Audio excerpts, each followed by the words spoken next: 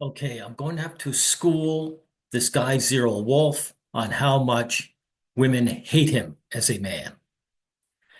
The manic pixie dream girl is a useless term. While it was coined by this guy Nathan Rabin, or Rabin, however you say it, right? And he holds feminist ideals. In other words, man-hating ideals. Feminism is man-hating, Zero Wolf. And that's why the term is used as a pejorative. So you've got almost 20-minute long video trying to explain this when it's this simple. Wolf, the manic pixie dream girl is pleasurable to the male audience. That's what they have against it. Nothing else. Everything else is fluff. But anyway, let's get into this confused young man. I find annoying for a number of reasons. It was coined to describe Kirsten Dunst's character in Elizabethtown and refers to a female love interest who is upbeat and happy and one-dimensionally written and only exists to make the dour, sad male love interest see the bright side of life and get over his cynical outlook. While it was coined A lot of characters are one-dimensional. Doesn't matter. What was that Shakespeare play, guys? I'm trying to remember it, but Iago was in it, right? Iago was a one-dimensional bad guy. Everyone's fine with that. All characters don't need to have three dimensions to them. to describe a character from a movie from 2000. Othello, sorry guys, Othello is 2006, there are versions of the trope that date all the way back to the screwball comedies of the 1950s and 1960s. And the original review that it appeared in was legitimate. Yeah, there are always female characters that appeal to men. That's all you have to know, Zero. Criticism of a specific type of one-dimensional female character that often appears in romantic comedies. However, as the term has entered the modern parlance of film and media criticism, I think it has done more harm than good to people's ability to criticize female characters. Well, it's only going to do harm because it's made by a man-hater. You think anything made by the KKK would do good? There's two main issues I have with it. The first is that it's inherently pejorative. Being a manic pixie dream girl means being badly written. So talking about manic... No, it's pejorative because it gives the male audience pleasure. They're lying about it being one-dimensional. They don't care if it has dimensions. If it gives you a good feeling as a man, it's bad to them. Pixie dream girls means arguing whether or not such and such character is a manic pixie dream girl, and that means putting the piece of media that character comes from on trial. If a movie or book has a manic pixie dream girl in it, then that movie or book has bad character writing, which means any analysis... There you go. It's bad. That character gives men pleasure, so it's bad. And this is why they argue, because any female character that makes a guy feel good can be considered a manic pixie dream girl. Because that's the actual criteria for that. Of the trope devolves into people arguing about whether or not their favorite piece of media is actually doing the trope, or is subverting it, or is something else entirely. The second issue is that the term is conflating bad one-dimensional character writing with a bunch of innocuous character traits that do not necessarily denote bad writing. A manic pixie dream girl is not just a one-dimensional female character who is written entirely to spur the character development of the male protagonist. But there'd be nothing wrong with that, by the way, Zero. I'm letting you know that now. Even if that was the case, there's nothing wrong with that. Men deserve their media. Hey, what do you think romance novels are about? How many dimensions do the male characters have? None. Is also weird and quirky and fun and probably a little bit alternative. And none of those are negative character traits. None of those traits make a character badly written. There are plenty of fictional female characters and real-life women who are three-dimensional people and who have those traits. But those traits exist under the definition of manic pixie dream girl, and manic pixie dream girl is pejorative, so therefore those traits are pejorative. This is such a begging video. I really have to deal with the painful begging of these guys. Don't you people understand? Don't you girls understand? There's depth to these characters, blah, blah, blah. They don't give a crap about that, dude. Female character who is fun or offbeat or has dyed hair or dresses weird will be accused of being a manic pixie dream girl, even if she is incredibly three-dimensionally written and does not exist for the benefit of the male protagonist. But there are real life female flakes out there. And as long as they're bad to men, these people will support them. They won't be considered a manic pixie dream girl. The full definition of the term does accurately describe and accurately criticize a lot of poorly written female characters. However, why would you need to criticize poorly written female characters? Who says that female characters have to be written well? Who told you that? the fun, quirky, upbeat nature of those characters is not actually a part of the bad writing. So the actual criticism is that these characters are one-dimensional cardboard cutouts who only exist to benefit the main character's character development, but these totally innocuous character traits that also belong to a lot of three-dimensionally written female characters end up getting lumped in with the criticism. Can I ask you something, dude? Superman. I'm trying to remember who's the redhead guy who's at the Daily. The Daily Planet, right? I'm trying to remember the character's name, but he's just basically the red-haired guy who's the young guy who's up and coming. What's his name? I forget his name.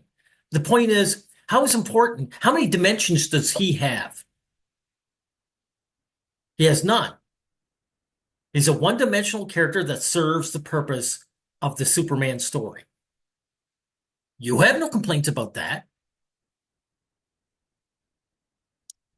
You have people accusing Clementine or Ramona Flowers or Alaska Young or Margot Ross Spiegelman or Jess from New Girl of being manic pixie dream girls, even though they don't actually fit the critical part of the definition, only the superficial, non-critical part of it. I think this term has gone through a similar semantic evolution to the term Mary Sue. Like both Mary Sue and manic pixie dream girl refer to one-dimensional female characters. No. Mary Sue isn't one-dimensional. She's someone who steals the glory from the male characters. That's her purpose. Rey from Star Wars. She showed up and she stole the thunder of the male Jedi from Luke Skywalker. And Luke Skywalker, that character was completely wrecked. So you don't understand what you're talking about. That are written for the sake of the author's gratification, except the Mary Sue is written for the gratification of a female author, and the Manic Pixie Dream Girl is written for the gratification of a male author. But as both terms entered the modern parlance of criticism, the actual criticism of one-dimensionality has become less important than the superficial aspects of a specific character type. And now Mary Sue has become a term that people can throw at any female character who is strong, charismatic, and capable. No. Who steals the thunder of the man. That's what it is. Again, how come guys love Ripley from Aliens so much? If that's what they're against, wouldn't she be the Mary Sue? No. You are ignorant, hopefully, as opposed to a liar. I suspect in this case you're ignorant. Entirely ignoring whether the character is three-dimensionally written, whether their arc is gratifying, whether their strengths make sense, the superficial aspects of the criticism have grown beyond the actual critical aspects, and the term has become a catch-all pejorative to imply that any strong female character is badly written. And that's a lie. You may not be aware that you're lying, but that's a lie. Again, the Mary Sues, they're unpalatable to men, because they're there to steal from the male characters. Feminism projects all its evil onto men. What is patriarchy? The theory is that men are holding women down collectively, that we're putting effort into doing it. That's what they do to us. That's what the Mary Sue character is about. Zero. Sorry, it was bugging me so bad I had to go look for it. Jimmy Olsen. Jimmy Olsen. How much character development has he had over the decades that he's been around? Superman was created in 1938. It's already 90, almost 90 years old. How much character development does Jimmy Olsen have? Zero. None. Because his purpose is not to be a two-dimensional character, let alone three. He's there to serve the character, the story. In the same way, Manic Pixie Dream Girl has become a catch-all pejorative to imply that any quirky, offbeat, intelligent, philosophical, or alternative female character is poorly written. On top Again, this is all smoke and mirrors, dude. The character's appealing to men. That's their issues. They hate you, by the way, as much as they hate me. The people who coined that, the guy who coined that term, he hates his fellow man. He hates you. And I know you're the type who's going to deny it and say, no, I'm the special little boy, but you aren't. You're one of us. of this, Manic Pixie Dream Girl has also become a pejorative for actual women, implying that any No, it isn't. This is a bold-faced lie. Again, I suspect you might be somewhat unaware of it. This is not a pejorative to women whatsoever. woman who has alternative, offbeat, or quirky interests is secretly shallow, overly pretentious, and only performing those interests for the sake of attracting men. Also, having a character who is not the main character act as the catalyst for the protagonist's character development is not actually like bad writing, it's just writing. Like, most stories in the Western canon concern the main character learning something, right? It's the whole hero's journey thing, it's the whole three-act structure thing. It's, the character has a strongly held belief or worldview, and then they go on. Yeah, you keep mansplaining, dude.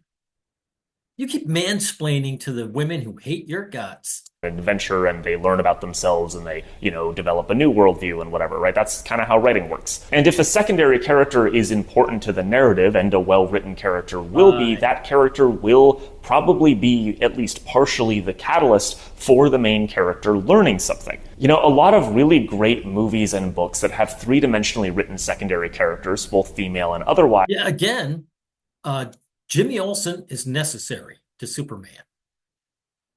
He's not three-dimensional. He's not even two-dimensional. He's not well-written. He's a background character. He's necessary to fill out the world. None of these women who bitch about these Pixie Girl care about Jimmy Olsen. So that has nothing to do with, bad writing or the dimensions of the character, anything like that. Concern the main character forming a relationship with a secondary character and learning something about themselves and the sort of limitations of their worldview through that relationship and through observing this interesting secondary character. That's not bad writing, right? That character acting as the catalyst for character development does not make them a badly written character. I'm saying character too much. The Great Gatsby is about Nick Carraway meeting Jay Gatsby, who's super interesting and fun and quirky and has all these odd behaviors, and Nick is kind of super enamored with him and thinks he's the coolest person ever. And then as he learns about him, Gatsby becomes the catalyst for Nick learning about himself and going on this sort of journey of character development and becoming less of a lame loser. And it's is Jay Gatsby a manic pixie dream? I've never read that. He's a lame loser. How? Just curious. Girl. If Jay Gatsby were a woman, would he be accused of being a manic pixie dream girl? Probably, but yeah, of course he would, right? This is not gender neutral, dude. Women do not want a female character that adds pleasure to the male audience. That's all this is about. Like, he's a very well-written character. He's a three-dimensional character. Like, he does act as the catalyst for the main character's character Right. development because they're in a book, and that's what books are about. They're about the main character going through development, and the Yes. secondary characters, if they are important to the narrative, will be the catalyst for that development because, Right. again, that's just kind of how writing works. You know, a male protagonist learning something important about himself through his relationship with a secondary female character Well, I hope that this mansplaining, dude. You're mansplaining, dude. Don't you know your place as a man? is not like bad writing or sexist writing, nor does it necessarily denote that this secondary Only men suffer from sexism, by the way, Zero. Only our gender suffers from it. female character is underwritten. And sure, if, you know, this secondary female character were the main character and the book were directly about them, then we would learn even more about them and they might even be more three-dimensional. But, you know, not every book or movie can be about every single character in that book or movie. If you made every female character three-dimensional and she appealed to the male character, they would still have an issue with it. The problem would become something else. For a female character to be more than just like window dressing in the background, she needs to be affecting the plot. And if Dude, it doesn't matter if she is. Again, Jimmy Olsen is window dressing in the background. Nobody cares. Right. Window dressing is necessary. if the movie is about a male main character, then that plot is going to revolve around that main character's character development, which means, you know, for the female character to be important to the plot, she will be affecting the main character's character development in some way or another. That doesn't necessarily mean that she's this two-dimensional accessory that he's using as a stepping stone for character development. The other issue with the term Well, you know, like Lois Lane, she's two-dimensional, right? There's not a giant character development to Lois Lane, right? But she's there for Superman to do his superhuman stuff, right? Lois is in trouble. And she's the woman I want to bang, says Superman. So time to go and rescue her, right? Manic Pixie Dream Girl is that its inherently pejorative nature makes people way too defensive to actually discuss it in any, you know, significant critical capacity. Well, these women aren't defensive. They're hateful. And they're on the attack. They're not defending, they're attacking. As applying it to any character, even a flatly and poorly written character, is inherently dismissive of any complexities the character writing might have, and having it apply to a character you like reads more as an attack than a criticism. And this leads to a very specific phenomenon where fans of a work that is accused of doing the Manic Pixie Dream Girl trope will massively overcorrect. So instead of saying, no, this piece of media is not actually doing this trope, they go way too far in the other direction and start arguing that the whole thing is actually a subversion of the trope, right? When they say subversion, what they mean is they're wrecking it. They're wrecking the enjoyment men get from it. And they cover that under the term subversion. Whenever you hear that term subversion in the modern day, it's a negative one. You got to look out as a man. The entire thing is a deliberate takedown of the concept of Manic Pixie Dream Girls. Yeah, it's a deliberate takedown of men's pleasure. You like this Manic Pixie Dream Girl? We're going to turn her against the main character.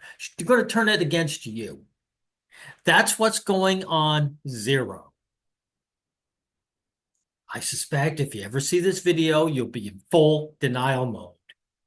Which, like, it usually isn't. I just made a video about the adaptation of Paper Towns and how Margot Ross Spiegelman's character was completely destroyed in the movie version. And a lot of people commented something to the effect of, yeah, because the movie is just doing a Manic Pixie Dream Girl thing, but the book is supposed to be like a deconstruction and takedown of the Manic Pixie Dream Girl trope. And like, oh, at the end of the movie, you know, she's happy to see Q when he comes to go see her and he finds her. But in the book, she like yells at him and she's mad at him for having come and found her. And she like dresses him down and criticizes. So notice, dude, notice, Zero, that men wanting women and going out of their way to care for them is considered bad.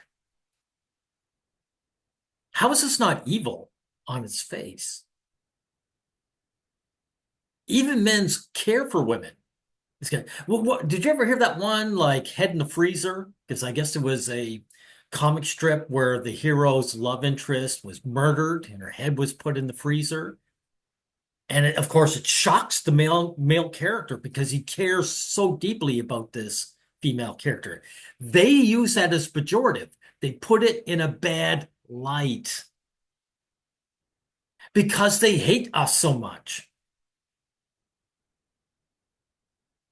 You love us? Well, that's bad. Him for like putting her on a pedestal and doing this whole thing. And it's like, well, no, that doesn't really happen in the book. And I think reading Margot as this like polemic deconstruction of the manic pixie dream girl trope is like incredibly reductive to her character. It's like she's not there to teach Q to be more free and true to himself and risk-takey. She's there to teach him an important lesson about not putting women on pedestals. And it's See, not putting women on pedestals. So even loving women is bad. Why? Because men even loving women gives us some form of pleasure. Do you understand it now? like, well, no, she's not actually there to teach him any lessons. She's a person. And like Q does learn a lot about her over the course of the book, but she also learns about him, and that's kind of the whole point. And this Okay, so she was a three-dimensional character, and they're still calling her a pixie, right? Because she gives the character, the male character, pleasure. This is what they're against. isn't intended as like shade to those commenters because I also kind of misremembered the book that way. When I saw the movie in theaters, I hadn't read the book in several years, and I was like, I'm pretty sure at the end she dresses Q down and is mad at him for coming to see her, and it's a whole subversion of the whole race for your love trope. And then I reread the Yeah, she hates him, right? According to you. You came all this way to see me, but I hate your guts. book, and I was like, oh, actually, none of that really happens. It's not Whoa. quite what the book is. Like, it kind of does, but it's more complicated than that. She didn't expect him to come find her, but she's also not, like, mad at him for coming to find her. She's just more confused. Like, she wasn't expecting people to worry as much as they did, and she realizes that the kind of personal myth she's built around herself has kind of gone too far. Margot Ross. Wow, she didn't expect people to care about her, men to care about her. Well, whoever wrote that book's an idiot then. Because men put their whole lives around the opposite sex. That's a fact. Ah, see, as I said, Head in the Freezer, it was a Green Lantern comic, right? And someone murdered his girlfriend and affected him. So they've got to put that in a bad light. You see how that works? Zero. Spiegelman is a really interesting character. She's a really three-dimensional character, and it would be reductive to reduce her down to being a manic pixie dream girl, but it's equally reductive to reduce her down to, you know, a character that only exists to teach the main male character a lesson about respecting women. Well, it wouldn't be reductive if that was your purpose. Is Yoda reductive? Right? What was Yoda? Right? He was just there to teach Luke how to be a hero. No one considers him a reductive character, do they? Also interesting is that in the book, Q is in love with her, but he also doesn't really see her as a potential love interest because he has her on this, you know, insanely high pedestal, right? She's like this magic, wonderful girl who... Well, hey, guys do this in real life all the time. And it's developed, dude, because when we hit puberty, that's when we find out that we want the girls more than the girls want us. So the grind begins. And eventually it damages our perspective. In order to see women as human beings, we'd have to reject the idea of getting together with them. We'd have to take ourselves out and look at it and say, this person isn't what I thought she was. he could never possibly keep up with. And at the end, one of the twists, spoilers, is that she actually did have a crush on him. Like, on and off throughout school, Q was way more important to her than he assumed he was, which is kind of the opposite of the whole "this book is a subversion of Manic Pixie Dream Girls and Q learns to not be a misogynist" reading a lot of people have of it. Misogyny doesn't exist. It doesn't exist. Men worship women. You worship women. Why do you think there's a loneliness epidemic for men only? Because men want to get together with women. They can't because women don't want anything to do with us. And so they're lonely.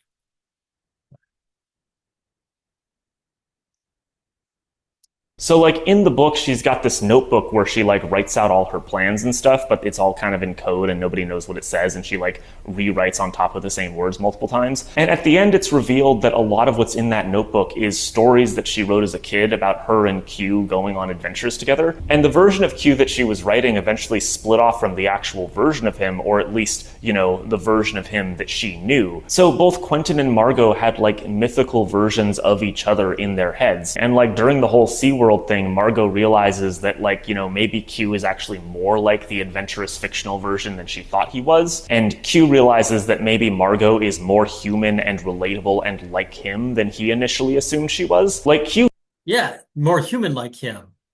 She wasn't the great goddess he thought she was.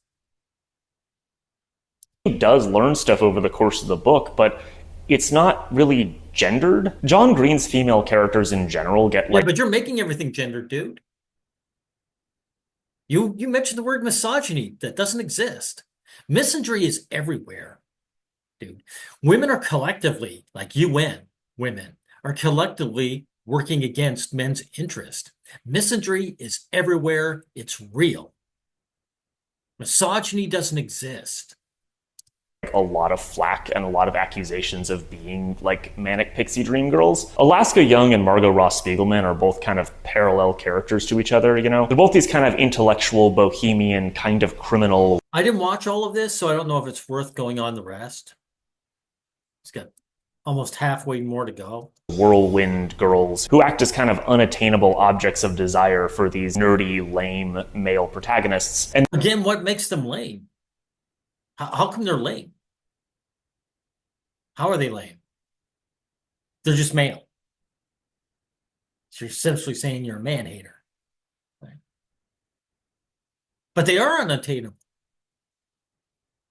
Again, the loneliness epidemic exists in real life because it's just men who can't attain these women. The average woman doesn't want to be with men. And that includes you, dude. The potential of any sort of romantic feeling between the two is only implied, but they are characters that I know from personal experience have really connected with a lot of female readers. Hey, dude, if this female character liked this guy so much, how come she didn't get together with him? And I think it's incredibly reductive towards them to go, oh, well, they're quirky and weird and read books, so they must be manic pixie dream girls. And it's really reductive towards the readers that identified with them to sort of go, oh, well, this girl is reading books and, has. Well, it's not reductive, it's hateful. Male readers like this female character. She appeals to them. Therefore, it's bad. That's not reductive. You don't even know how to frame what's going on.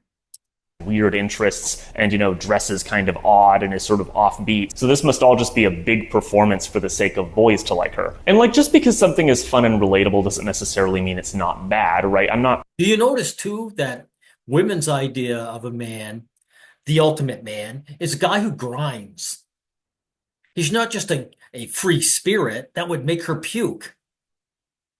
He has to command other men. He has to be in charge. He has to own stuff. He's got to be active. He's got to be doing stuff. In other words, building reputation, building resources, owning property. Women don't worship the free spirit in the man because they don't worship male freedom. preaching choice feminism here. We should be analyzing whether behaviors are male What was that about choice feminism? You mean choice hatred? Bring back that up. for the sake of boys to like her. And just because something is fun and relatable doesn't necessarily mean it's not bad, right? I'm not preaching choice feminism here. We should be So, so yeah, choice feminism. So there's choice hatred. You're a male feminist, aren't you? Then who are you to complain? Know your place.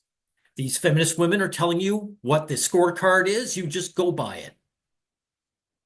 analyzing whether behaviors are male centered. And there are a lot of things that people like to do that are arguably the product of internalized misogyny, but these characters are Go screw yourself. specifically doing things that girls are encouraged to not do. They're reading lots of books, they're being intellectual, they're being headstrong. No one's discouraging girls to do anything. Everyone gives girls carte blanche to act as they do. That's a fact. Because if you look at a lot of these crime channels, you see women showing their true entitlement.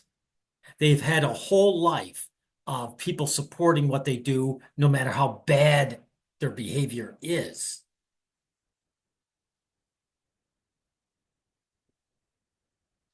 Being self-assured. So keep your lies to yourself. And while I think there are definitely a lot of legitimate criticisms that can be leveled at the way that John Green writes female characters, it is kind No, there aren't any. These female characters can be one-dimensional. Their purpose is for a story. They don't need to be anybody. of gross to be like, oh yeah, that girl reads lots of books. She must be doing it for a boy. It's unrealistic for a girl to be reading a lot. That must be just like a ridiculous male nerd fantasy. And obviously there are, female characters that are written. You're saying that the male fantasy is a woman who's well-read? Thank you for admitting that. To be male fantasies, and part of that fantasy is them having like guy interests, right? There's like Michaela in Transformers who's like, oh, she's like crazy super hot, but she also knows how to fix cars. Isn't that awesome? Which is obviously this kind of adolescent fantasy of, oh my god, this hot girl likes the things I like. And See, I'm glad you're admitting that. Geez, some truth is coming out. It's an adolescent fantasy that women would be interested in the stuff that men are interested in. Yeah, why would they need to be interested in world building or infrastructure building or how things work? They don't work for a living. They don't need to know these things, according to you. a lot of nerd media, especially nerd media from the 2000s, there was this sort of prototypical archetype that popped up a lot of the like fantasy gamer girl, where it was this very conventionally attractive woman who would be into like D&D and game. Not just conventionally attractive. Good looks are objective. Gaming and Star Trek and stuff, but would be into it in a way that was like hot to men. And obviously these are like one-dimensional characters that are Who gives a shit, dude, what their dimensions are? And again, you're having an issue with this, right? These female characters appeal to men. That's bad, according to you right now. So again, who are you to complain about anything and do all your stupid mansplaining to your female betters? created for this immature adolescent fantasy, but also No, there's nothing immature about that fantasy. It's just a fantasy. Fantasies aren't immature by themselves. You can fantasize about whatever you like and whoever you like. See now, who are you to complain? You're telling other guys, know your place. This is what you are and are not allowed to fantasize about. You can't physically stop them, but you can shame guys, right? You can say, that's immature. Fantasizing about a woman who has actual decent interest beyond makeup and outfits, that's immature. But if you also say that's what they're interested in, hairstyles and clothing, then you would also be immature. And that would also be misogynistic. Zero Wolf here is a loser, everyone. Male feminists are losers. So, like, women do like those things. So, like, you kind of got to figure out how to draw the line between, oh, yeah, this guy just, like, traced Kate Upton and put her in a Starfleet uniform because that's what he's into. And, the fact that she's into Star Trek is just for his gratification. But also, Yeah, there's nothing wrong with that, dude. so, like, the Star Trek fandom has from its inception been overwhelmingly female, and the female contingent of the fandom has been, largely ignored. Bullshit.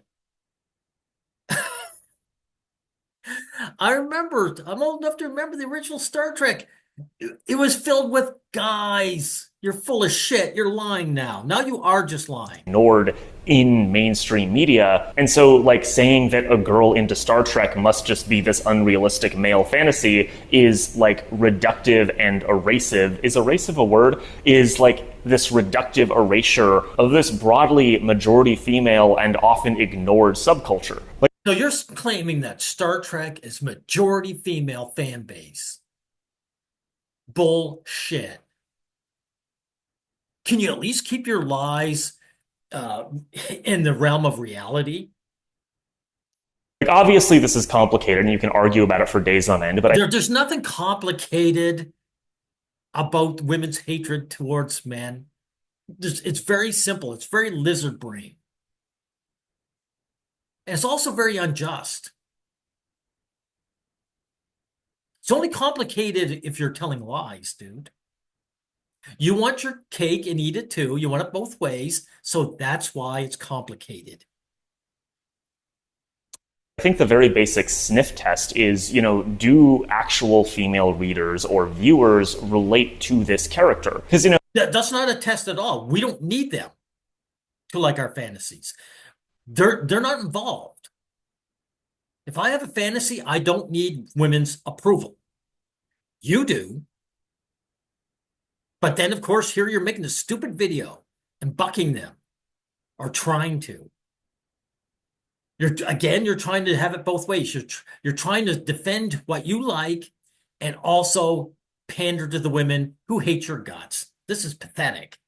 like female nerds and gamers from the 2000s probably wouldn't see themselves in like the girlfriend character that was written into Control Alt Delete. But like a lot of girls and women do see themselves in Alaska Young and Margot Ross Spiegelman and Clementine from Eternal Sunshine of the Spotless Mind and Jess from New Girl. And again, Yeah, they would see themselves in, but they would be wrong.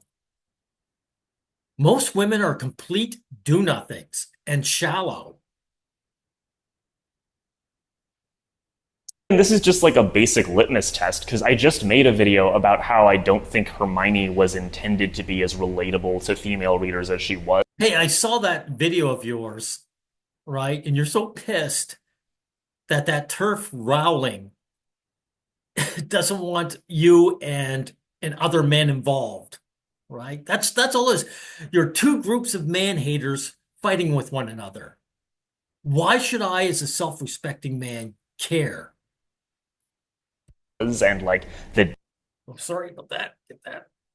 depth that people read into her was not necessarily actually there. But also, the people who were reading Harry Potter were initially like 7, which is, a much more impressionable age than the age that people would be reading, like Looking for Alaska or Paper Towns or watching Eternal Sunshine of the Spotless Mind or New Girl at. I do actually have kind of a theory about that to like follow up that video. Like, I think what kind of happened with Hermione is that when you're like a little kid, every story Hermione was the actual hero of that series. At least I only saw the movies, right? Some of the movies. She's the one who did the action. Harry Potter was a passive do-nothing. She's the one who would wave her wand and make things happen and fight the bullies, right? She was the actual hero. you hear has a moral, right? Every TV episode you watch, every movie you watch, every book you read, right? There's always a moral, and the morals are almost always like the same. When you're growing up and you're reading these fairy tales and these picture books and watching these kids' TV shows, you're getting the same kind of heavy-handed messages of, hey, sexism is bad and prejudice is bad. No, not from you feminist. Sexism is good for you. You're a sexist, dude. If you're a feminist, you're a sexist, and you love it. And you support it 100%. and smoking is bad and don't run with scissors and blah, blah, blah, blah, blah. And so when you move on to a slightly higher age group, you end up looking for those same patterns in what you're reading. Like, I remember when I was a little kid, I read a lot of folk tales and fairy tales from, like, different parts of the world, and very few of them followed, like, the moral framework of the fairy tales that I was used to. And I remember being always a little bit thrown off because I was waiting for a specific moral to happen and it wouldn't. Like, I'd be like, oh, this is the part where they learn that actually the ugly witch is beautiful all along and they shouldn't have prejudged a stranger. And then I turn the page and it's like, oh, they cut her up and made her into soup, and the actual moral was that ugly people are bad and to not trust foreigners. Okay, interesting. But I think what kind of happened with Hermione and Harry. Well, how are you guys any different? All you're saying is in that fairy tale, they were othering another group. That's what you do. You other the male sex. And you put us as the bad guys and shouldn't be trusted and tell lies about us and spread evil propagandas. You do it all the time, dude.